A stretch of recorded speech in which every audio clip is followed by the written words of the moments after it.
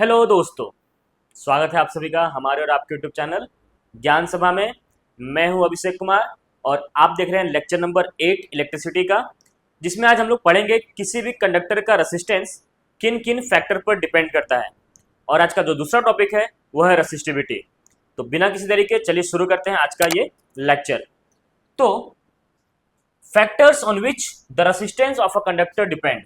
Conductor का resistance किन किन फैक्टर पर डिपेंड करता है। तो टोटल 4 फैक्टर हैं।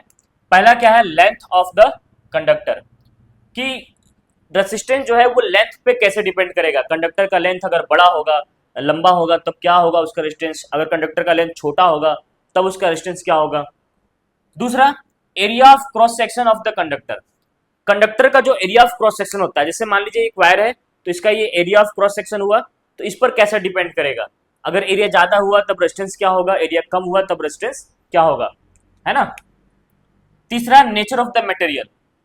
अगर मेरे पास दो अलग अलग मटेरियल के वायर हुए, मेरे पास अगर दो अलग अलग मटेरियल के वायर हुए तो दोनों का रेजिस्टेंस को कंपेयर कैसे करेंगे, दोनों के रेजिस्टेंस में डिफरेंट क्या आएगा, वो कैसे डिपेंड करेगा मटेरियल पर, उसे आज हम लोग जानेंगे। और तीसरा, चौथा क्या है, temperature of the conductor. Conductor के टेम्परेचर को बढ़ाने से और घटाने से उसके रेसिस्टेंस पे क्या इफेक्ट पड़ेगा, उसे भी आज हम लोग जानेंगे। तो चलिए, सबसे पहला टॉपिक आज का मेरा क्या है, resistance of a conductor depend on the length of the conductor. चलिए देखते हैं कि कैसे डिपेंड करता है। तो लेंथ ऑफ द कंडक्टर पर रेजिस्टेंस हमारा कैसा डिपेंडेंट है। The resistance of a conductor is directly proportional to its length. इसको ऐसे समझते हैं, जैसे मान लीजिए अगर मैंने दो वायर लिया, ठीक है, एक का लेंथ एल है, एक का लेंथ एल है, और एक और वायर लिया जिसका लेंथ मेरा 2L है। एरिया दोनों का सेम है, मैंने एरिया सेम लिया है, बस लेंथ अलग अलग लिया वायर का, ठीक है, दोनों सेम वायर है। अब यहाँ पर आपको बताइए कि रेसिस्टेंस होता क्या है। मैंने आपको ओम्स लॉ में बताया था रेसिस्टेंस क्या होता है। रेसिस्टेंस किसी भी मेटल का, किसी भी कंडक्टर का वो प्रॉपर्टी होता है जिससे फ्लो ऑफ इलेक्ट्रॉन, मतलब कि इलेक्ट्रिक करंट के फ्लो को अपोज किया जाता है। क्या किया जाता है, अपोज। उसी अपोजिशन को हम लोग रेसिस्टेंस कहते हैं, ठीक है। और अपोजिशन करने वाले यानी कि अपोज, उसको, उस फ्लो को रोकने वाले काम कौन करता है, उस फ्लो को रोकने वाला काम कौन करता है, वो करता है एटम्स, न्यूक्लियस, आयंस, है ना। अब हमको एक बात बताइए कि इसका लेंथ L है और इसका लेंथ 2L है, तो इन दोनों में न्यूक्लियस एटम्स की संख्या किस में ज्यादा होगी। जिसकी, ऑब्वियस सी बात है, जिसकी लेंथ ज्यादा है उसकी उसमें न्यूक्लियस और आयंस ज्यादा होंगे, है ना। इसका मतलब कि यहाँ पर इलेक्ट्रॉन को ज्यादा रोका जा रहा है, यहाँ पर इलेक्ट्रॉन को ज्यादा रेसिस्ट किया जा रहा है। इसका मतलब ये हुआ कि कंडक्टर का रेजिस्टेंस जो होता है वो डायरेक्टली प्रोपोर्शनल होता है, जो मैंने यहाँ लिखा था लेंथ का।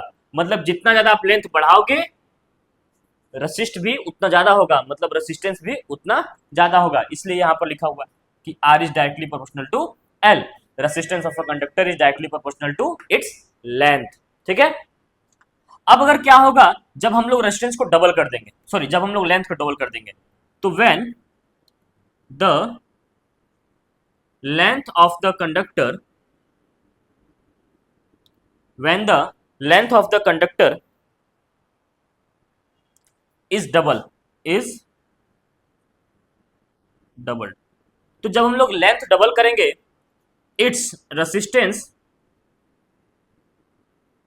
is its resistance also will also get double। इसका रेजिस्टेंस भी क्या हो जाएगा, डबल हो जाएगा। और अगर हम लोग इसका लेंथ को हाफ कर देते हैं, when the length of the conductor is half, then its resistance will also get half। इसका रेजिस्टेंस भी क्या हो जाएगा, हाफ हो जाएगा। डायरेक्टली प्रोपोर्शनल का मतलब यही होता है कि अगर किसी एक को बढ़ाएंगे दूसरा का भी वैल्यू बढ़ेगा। उसी तरह क्या हुआ कि लेंथ को मैंने डबल किया तो रेजिस्टेंस भी क्या हो गया, डबल हो गया। और लेंथ को अगर मैंने आधा किया तो रेजिस्टेंस भी क्या हो गया, आधा हो गया, ठीक है। एक चीज याद रखिएगा, अ लॉन्ग वायर जो वायर लंबी होती है उसका रेजिस्टेंस ज़्यादा होता है। Long wire has more resistance and a short wire has less resistance. ठीक है, तो किसी भी कंडक्टर का रेजिस्टेंस इस तरह डिपेंड करेगी उसकी लेंथ पर। कैसे? Directly, directly proportional. मतलब कि अगर कंडक्टर का लेंथ में बढ़ाता हूं तो रेजिस्टेंस भी बढ़ेगा, और अगर कंडक्टर का लेंथ में घटाता हूं रेजिस्टेंस भी घटेगा। ठीक है, चलिए अब नेक्स्ट देखते हैं। नेक्स्ट किस पर डिपेंड करती है? एरिया ऑफ क्रॉस सेक्शन पे। चलिए हम लोग उसको देखते हैं। ये हो गया, इसे हम लोग मिटा देते हैं।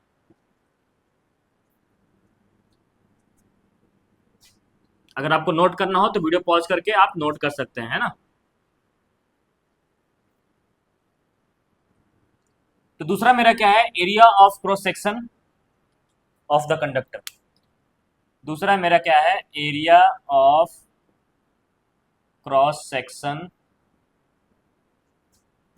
Of the conductor. इसे समझते हैं। अभी क्या लेते हैं? अभी क्या करते हैं हम लोग? दो वायर लेते हैं, लेकिन इस बार लेंथ सेम लेंगे। इस बार दोनों वायर का लेंथ क्या लेते हैं? सेम लेते हैं। ठीक है, लेकिन इस बार एरिया हम लोगों ने अलग ले लिया। ये एरिया ए है, ये एरिया 2A है। अब हमको ये बताइए कि जब रास्ता ज्यादा होगा, रास्ता अगर बड़ा होगा, तब हम वहां से आसानी से चले जाएंगे। लेकिन जब रास्ता एकदम पतली होगी, जब गली पतली होगी, तो वहां से जाने में, भीड़ को जाने में वहां से प्रॉब्लम होगा। और अगर वही रास्ता बड़ा होता है तो वहां से भीड़ आसानी से निकल सकती है। इसका मतलब ये हुआ कि अगर एरिया ज्यादा हुआ तो इलेक्ट्रॉन बहुत आसानी से फ्लो करेंगे। इलेक्ट्रॉन आसानी से फ्लो करेंगे, इसका मतलब कि रुकावटें कम होगी। और एरिया अगर कम होगा तो इलेक्ट्रॉन को फ्लो करने में थोड़ी सी दिक्कत आएंगी, इसका मतलब रुकावट ज्यादा होगा। तो यहाँ हो क्या रहा है कि एरिया बढ़ाने से रुकावट कम हो जा रहा है, मतलब कि रेसिस्टेंस घट जा रहा है, और एरिया को घटाने से रेसिस्टेंस बढ़ जा रहा है। इसका मतलब ये हुआ कि the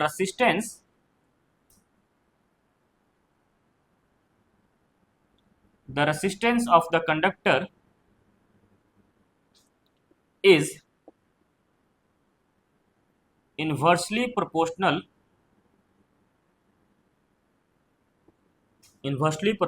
to its area of cross section। area of cross section। इसका मतलब ये हुआ कि कंडक्टर का रेजिस्टेंस जो है वो इनवर्सली प्रोपोर्शनल होता है उसके एरिया ऑफ क्रॉस सेक्शन से। मतलब इसको लिखेंगे कैसे? तो R is inversely proportional to area of cross section. इसका मतलब ये हुआ कि अगर हम लोग एरिया को डबल करते हैं, when the area of cross section, when the area of cross section of a wire या of a conductor of a wire is doubled, then its resistance gets half। तो इसका रेजिस्टेंस क्या हो जाएगा? आधा हो जाएगा। और अगर मैंने इसका एरिया को घटा दिया, अगर मैंने इसके एरिया को आधा कर दिया, when the area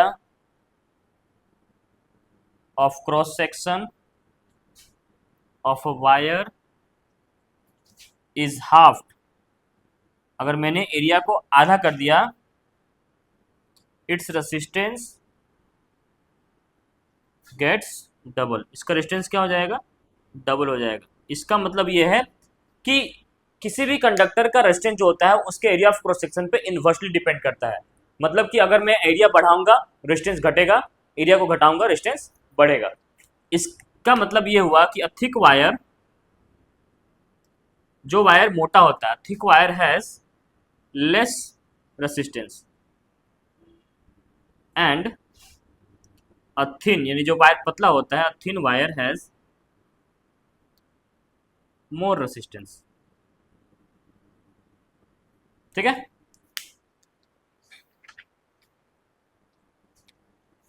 अब रेसिस्टेंस जो है वो उसके डायमीटर, उस वायर के डायमीटर पर कैसे डिपेंड करता है, तो उस वायर के डायमीटर पर कैसे डिपेंड करता है इसको हम लोग देखते हैं। तो इसको हम लोग इधर देखते हैं। अगर मान लीजिए मैं अगर बोलूँ कि इस वायर का जो ये एरिया ऑफ क्रॉस सेक्शन है ये किस शेप का है, ये मेरा सर्कल है ना, तो इसका एरिया क्या होगा, पाई आर स्क्वायर होगा ना, पाई आर स्क्वायर। अगर मैं आर को डायमीटर के फॉर्म में लिखूं तो आर इक्वल टू क्या होता है, डी/2, है ना। तो यहाँ क्या हो जाएगा, पाई डी स्क्वायर बाई 4। तो यहाँ से अगर मैं एरिया पुट कर दूं, R is directly proportional to 1/πd²/4, और ये π/4 क्या है, कांस्टेंट है, तो हम लोग इसको कांस्टेंट को हटा सकते हैं, तो 1/d² आ जाएगा। मतलब उसके डायमीटर के स्क्वायर का square of diameter inversely proportional है। तो हम लोग बोल सकते हैं क्या कि the resistance of the conductor is inversely proportional to the square of diameter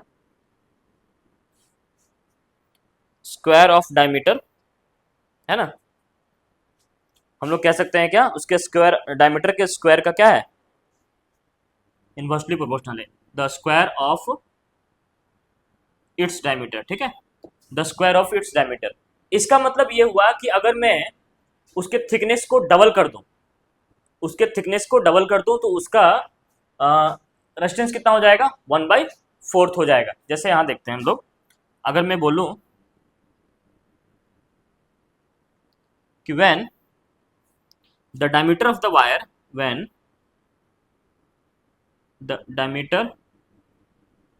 the wire is double, its resistance becomes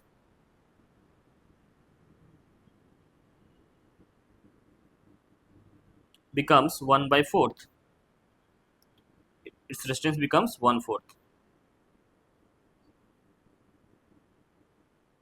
ठीक है। और अगर मैं इसके थिकनेस को या फिर इसके डायमीटर को आधा करता हूं, when the diameter of the wire is halved, its resistance becomes 4 times। तो इसका रेजिस्टेंस कितना हो जाएगा, 4 टाइम्स हो गया, मतलब 4 गुना हो जाएगा, ठीक है। अगर मैं बोलूं कि मैं इसके डायमीटर को 3 गुना कर देता हूं, तो इसका रेजिस्टेंस 1/9 हो जाएगा, है ना। 4 गुना करूंगा तो 1/16 हो जाएगा, मतलब स्क्वायर इसको घटाना है और बढ़ाना है, ठीक है। तो ये था कि कंडक्टर का resistance area of cross section पे, उसके एरिया ऑफ क्रॉस सेक्शन पे किस तरह डिपेंड करता है। तो हमें पता चला क्या कि उसके एरिया ऑफ क्रॉस सेक्शन पे वो इनवर्सली डिपेंड करता है, मतलब एरिया बढ़ाने पर रेजिस्टेंस घटेगा और एरिया घटाने पर रेजिस्टेंस बढ़ेगा। अब चलिए हम लोग आगे बढ़ते हैं। Nature of the material of the conductor, मतलब कि रेजिस्टेंस जो है वो कंडक्टर के नेचर पर किस तरह डिपेंड करती है। तो अगर मान लेते हैं कि दो मेरे पास वायर हैं, दोनों का लेंथ L है और एरिया A है। दो वायर है जिसका लेंथ L है और एरिया क्या है, A है। मतलब सेम लेंथ और सेम एरिया के दो वायर है मेरे पास। एक वायर मेरा है कॉपर का, ये कॉपर मेटल है मेरा, और दूसरा वायर जो है वो मेरा नाइक्रोम है, एलॉय है, ठीक है। तो यहां देखने को ये मिलता है कि कॉपर वायर का जो रेसिस्टेंस है, सॉरी, जो नाइक्रोम वायर का जो रेसिस्टेंस है वो कॉपर वायर के रेसिस्टेंस से 60 टाइम्स ज्यादा होता है। कितना, 60 टाइम्स। जबकि मैंने यहां पर दोनों का लेंथ और एरिया सेम रखा था, फिर भी इस कॉपर वायर का रेजिस्टेंस बहुत ही कम है, नाइक्रोम वायर के रेजिस्टेंस है। इसका मतलब कि कॉपर वायर इलेक्ट्रॉन के फ्लो को रेसिस्ट बहुत कम करता है ना, बहुत वीकली करता है। और नाइक्रोम वायर जो है वो इलेक्ट्रॉन के फ्लो को रेसिस्ट, मतलब कि उसको रोकता बहुत ही स्ट्रांगली है, ठीक है, बहुत ज़्यादा, 60 टाइम्स ज़्यादा। इसका मतलब ये हुआ कि रेसिस्टेंस जो है वो मटेरियल के नेचर पर भी डिपेंड करता है कि उसका नेचर कैसा है। अगर सेम मटेरियल हो और सेम लेंथ और सेम एरिया हो तब तो रेजिस्टेंस सेम होगा, बट यहाँ पर लेंथ और एरिया सेम था बट मटेरियल अलग था, जिस कारण से रेजिस्टेंस भी अलग है। तो हम बोल सकते हैं क्या कि the resistance of the conductor the resistance of the conductor depends on the nature of the material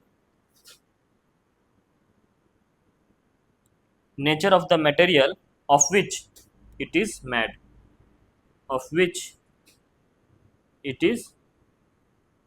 वो जिससे बना है, वो जिस मटेरियल से बना है उस पर भी डिपेंड करता है। ठीक है, तो ये था मेरा तीसरा पॉइंट कि नेचर उसके मटेरियल पर कैसे डिपेंड करता है। अब हमारा चौथा पॉइंट क्या है, टेम्परेचर, है ना, इफेक्ट ऑफ टेम्परेचर। टेम्परेचर का क्या इफेक्ट पड़ता है कंडक्टर के रेसिस्टेंस पर, चौथा और ये हमारा आखिरी है, टेम्परेचर ऑफ द कंडक्टर। अब इसको समझते हैं। मान लीजिए कि ये मेरे पास एक वायर है, ठीक है, और इस वायर को मैंने पोटेंशियल डिफरेंस से कनेक्ट कर दिया है, किसी पोटेंशियल से सोर्स, है ना, इलेक्ट्रिक सोर्स से कनेक्ट कर दिया है। अब इलेक्ट्रॉन का फ्लो होना स्टार्ट हो गया इधर, ठीक है, इलेक्ट्रॉन का फ्लो होना स्टार्ट हो गया। इसको रोकेगा कौन, इसको रोकेगा न्यूक्लियस रोकेगा, आयंस रोकेगा, है ना, आयंस रोकेगा, न्यूक्लियस रोकेगा, एटम्स रोकेंगे, है ना, ये इसको रोकने का काम करेंगे। अब जब मैंने टेम्परेचर बढ़ाया, जब मैंने क्या किया, टेम्परेचर इसको बढ़ाया, टेम्परेचर बढ़ाने से क्या हुआ कि ये जो आयंस हैं, न्यूक्लियस हैं और एटम्स हैं, वो वाइब्रेट करना स्टार्ट कर दिए। क्या करना स्टार्ट कर दिए, वाइब्रेट, वो वाइब्रेट होने लगे। मान लीजिए कि यहाँ कोई खड़ा है, मान लीजिए यहाँ पर कोई खड़ा है और इधर से कोई इलेक्ट्रॉन आ रहा है, ठीक है, यहाँ पर मैं हूँ, इधर से कोई इंसान आ रहा है, तो वो साइड से आराम से निकल जाएगा। जब मैं खड़ा हूँ, मैं यहाँ से हिल नहीं रहा हूँ, मैं खड़ा हूँ, तो वो साइड से निकल जाएगा, उसको आसान लगेगा निकलने में, आसानी से निकल जाएगा। लेकिन अगर मैं ऐसे ऐसे इधर इधर हिलूंगा, इधर इधर हिलूंगा, तब उसको शायद यहाँ से निकलने में थोड़ा सा तकलीफ हो, थोड़ा दिक्कत हो, प्रॉब्लम हो। इसका मतलब हो क्या रहा है कि टेम्परेचर बढ़ने से जो न्यूक्लियस है, एटम्स है, वो वाइब्रेट कर रहे हैं, और वाइब्रेट करने पर इलेक्ट्रॉन के फ्लो को रेसिस्ट कर रहे हैं। इसका मतलब ये हो रहा है कि टेम्परेचर बढ़ाने से रेसिस्टेंस भी क्या हो रहा है, बढ़ रहा है। इसको लिखेंगे कैसे कि the resistance of all pure metals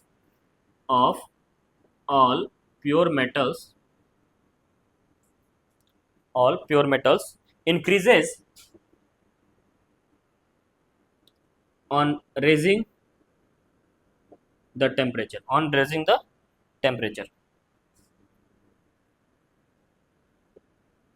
and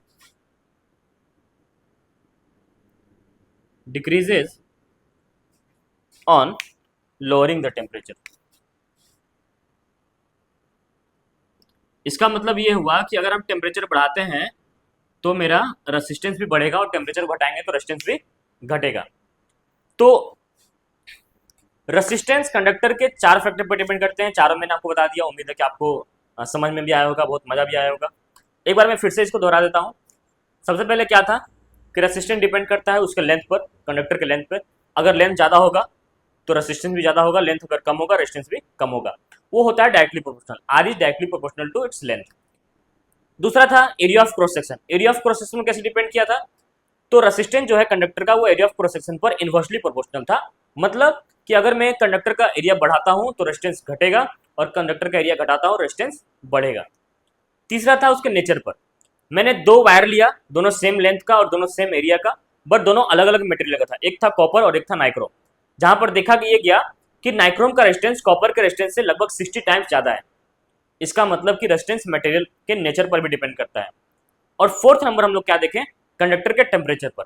temperature को बढ़ाने से क्या हुआ, रेजिस्टेंस भी बढ़ गया, और टेम्परेचर को घटाने से क्या हुआ, रेजिस्टेंस भी घट गया।